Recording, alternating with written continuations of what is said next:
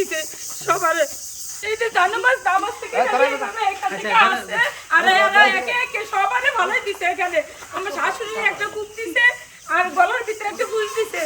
আমার শাশুড়ি কান্না করতে করতে আমরা সবাই একসাথে পড়ছি না, আমরা সব পিঠটা উপরে।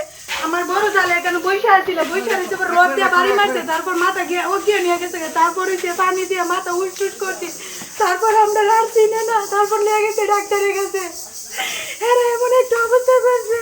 আরে বাচ্চারা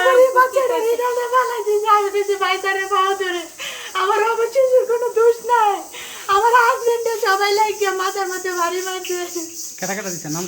আমি ওদের চিনি না, এরা ওটা চিনতে দেয় চাই আমাদের সবাই করে হামলা করে লাগে দিচ্ছে। আমার বাসুতারা সবাই খানকার ভিতরে নামাজ হতেছে এমডি আপনার ওরা মিললা 2 সিনজি আইসে আইয়াসেরা ওরা ঢুকে আমার শাশুড়ির কুবাইয়া ঘরের ভিতরে যাইয়া লুটফাট কইরা 2 বুড়ি স্বর্ণ ছিল 1.5 লাখ টাকা ছিল, এগুলো নিয়ে গেছে।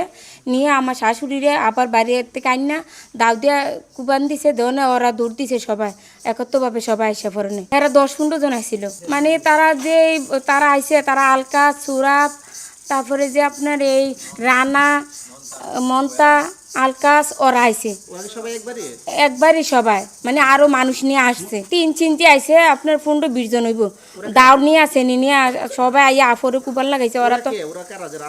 ওরা তো চিনি না, ওরা তো আপনার এই অন্য এলাকার থেকে মনে আনছে, আমরা তো আর ওরা চিনি না।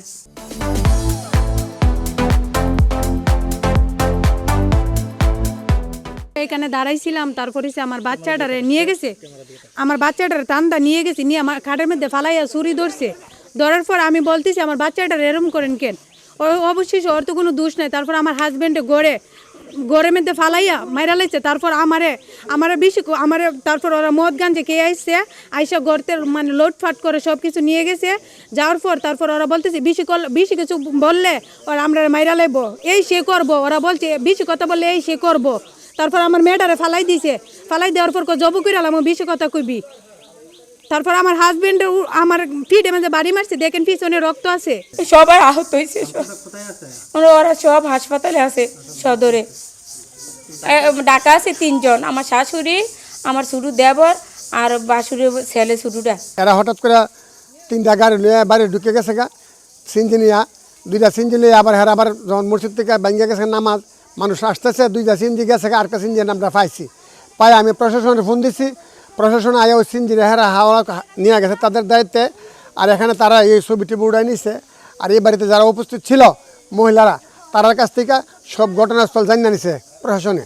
ইফতারকে কেন্দ্র করে 2 পক্ষের বাচ্চাদের ভিতরে একটু হাতাহাতি হয়। এই ক্ষেত্রে যে পক্ষের বাচ্চাটা একটু বেশি মার খাইছে, ওই পক্ষের বাচ্চা এসে তার গার্ডিয়ানকে বলছে যে ওরা মারধর করছে।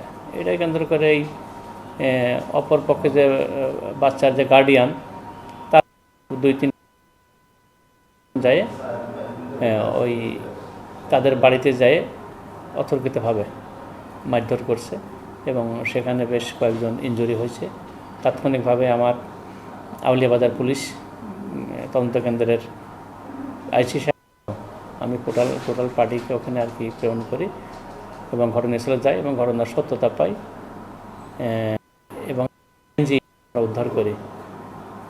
এই বিষয়ে এখন পর্যন্ত কোনো পক্ষ থেকেই কোনো প্রকার অভিযোগ আমার থানায় নিয়ে আসি নাই।